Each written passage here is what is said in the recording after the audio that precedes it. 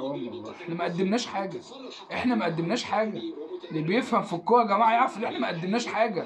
هتكسب ازاي وانت ما بتلعبش كوره؟ يا راجل انت ما بتقدمش حاجه يا راجل. يا راجل انت جاي تشوط اول شوطه في الدقيقه 95 يا راجل.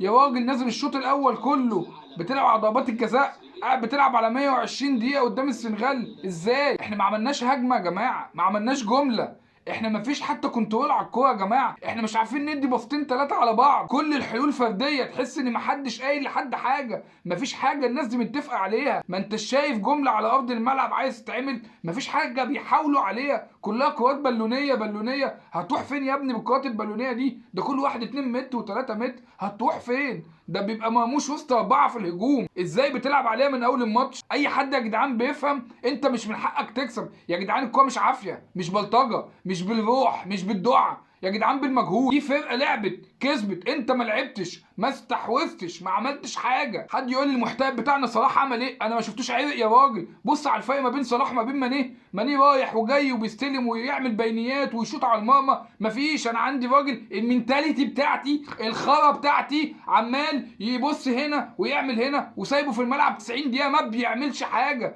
كفايه مجاملات بقى. ما المجاملات دي اللي ودتنا في داهيه. لعيب فاقد لكل حاجه في الكوره، حطولي 90 دقيقه بيعمل ايه هو صلاح في 90 دقيقه؟ يا راجل ده واحد على واحد ما بيعديش يا راجل، واحد على واحد ما بيعديش. ما بقولوش يا عم تعالى اصنع لعب ومره وشوت ويعمل اي حاجه. يا عم عدي على واحد على واحد يا عم، اديني حاجه يا عم. ملعون ابو يا عم المحترفين اللي بالشكل ده، ملعون ابو اي حد محترف ما يعرفش يدي المنتخب مصر، ما يلعبش بجديه وسط منتخب مصر. هتلعب انت امتى؟ ده انت هيدوس عليك بالجزم هناك لما تروح. اوعى تكون مفكر يسموا عليك. انت انتهيت يا صلاح، انت انتهيت. البطوله دي يا صلاح اخر بطوله ليك يا صلاح. انت مش هتلعب كوره تاني. كل الفرقه بتلعب الا انت، والاسم فريق محمد صلاح، وانت اللي بتاخد السكسيه، وانت اللي بتختار اللعيبه، وانت ولا حاجه. انا مش شايفك اصلا يا ابني في منتخب مصر. تالت سنغال، تاني وتالت سنغال. ايه يا عم؟ خلاص مفيش غير السنغال. اطلع منها من دوري ابطال افريقيا واطلع منها من كاس العالم، وبتطلعني تاني من افريقيا. والناس طلعوا اتريقوا علينا وقلنا يا عم خلاص هيبقى فيه روح وهيبقى فيه جرينتا وهننزل نودي في الملعب. انت بترد؟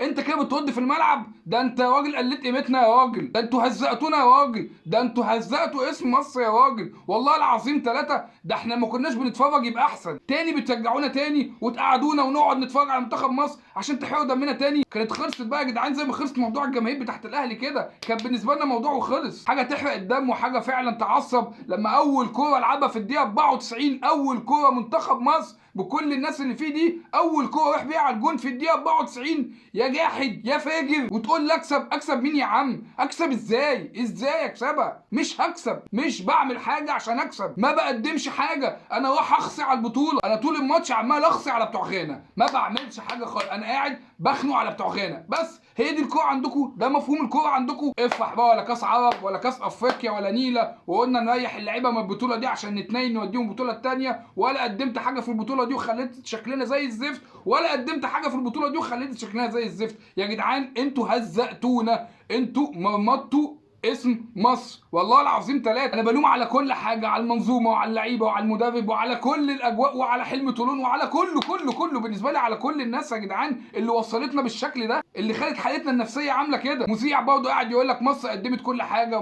مصر ما قدمتش حاجه. ما تضحكش علينا، ما تجملهاش يا جدعان. ما التجميل اللي ملوش عايزه والنفخ في لعيبه ملهاش اي 30 عايزه ده اللي بيودينا في داهيه. ما تقول يا عم ان ما حدش قدم لك حاجه. قول يا عم ان صلاح ما قدمش حاجه. قول ان حسام حسن ما عندوش فكر، بس راجل بيحب منتخب مصر، بيحب مصر. طب ما كلنا يا عم بنحب مصر. استغفر الله العظيم يا رب.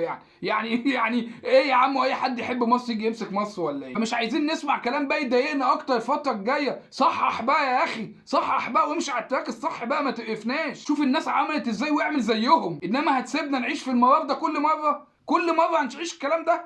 انتوا ما زهقتوش؟ انتوا ما تعبتوش؟ احنا يا اخي تعبنا والله العظيم. قرفنا يا راجل. دي حاجه تقف يا راجل.